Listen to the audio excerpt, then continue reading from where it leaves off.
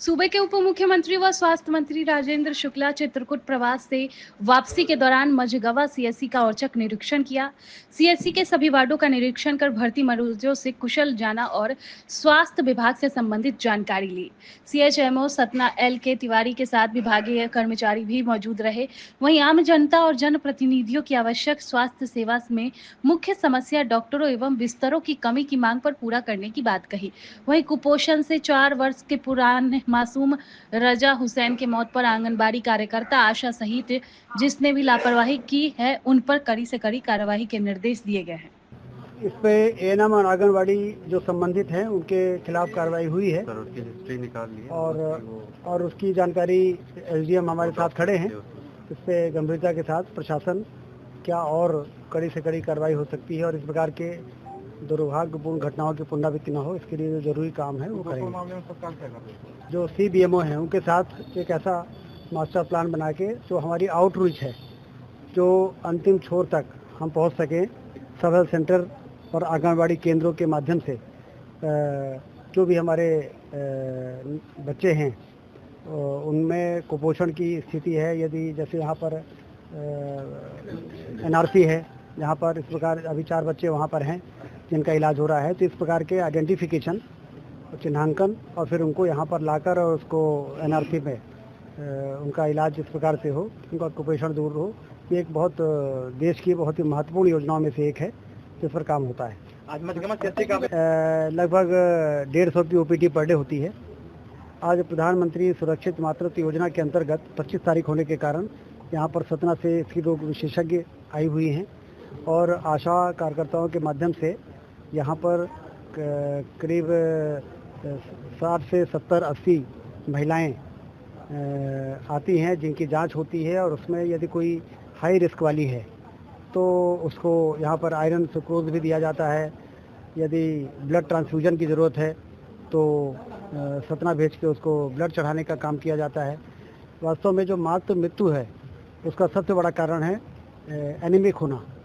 तो ये जो योजना चल रही है जिसमें हर महीने की 9 तारीख और 25 तारीख को सामुदायिक स्वास्थ्य केंद्रों में इस प्रकार के जो शिविर लगते हैं उसको देखने में आया था और मुझे देख के ये ठीक लगा कि यहाँ पर काम हो रहा है। हमारे स्त्री रोग विशेषज्ञ यहाँ पर उपस्थित हैं, नर्सेज वेट और बीपी और ब्लड की जांच कर रही हैं। जो हमारा लैब है वहाँ पर जांच की रिपोर्ट उसी दिन आ जाती है और उसके बाद डॉक्टर ये तय कर देती हैं कि इनका किस प्रकार से कैसे इलाज होना है जिससे कि उनको सुरक्षित किया जा सके। मैंने ये बोला है कि 100%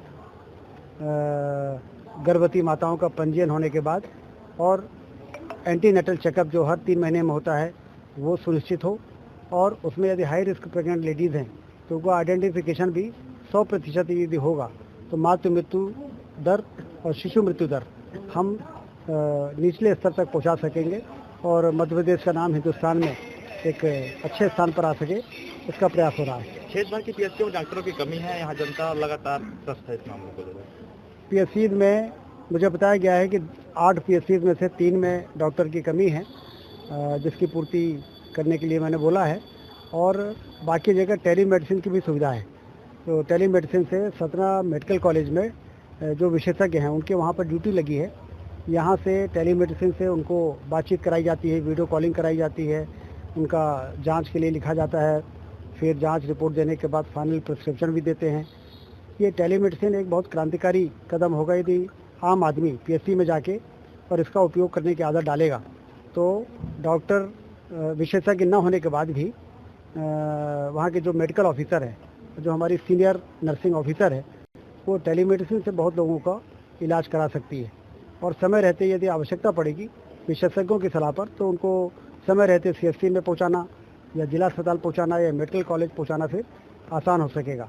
तो उस दृष्टि से भारत सरकार ने टेलीमेडिसिन की जो सेवा सुविधा की शुरुआत की है वो भी आपके माध्यम से इसका प्रचार प्रसार होगा तो आम आदमी इसका आदी बनेगा, उसका उपयोग करने की उसकी आदत बनेगी और काफ़ी लोगों को फायदा होगा।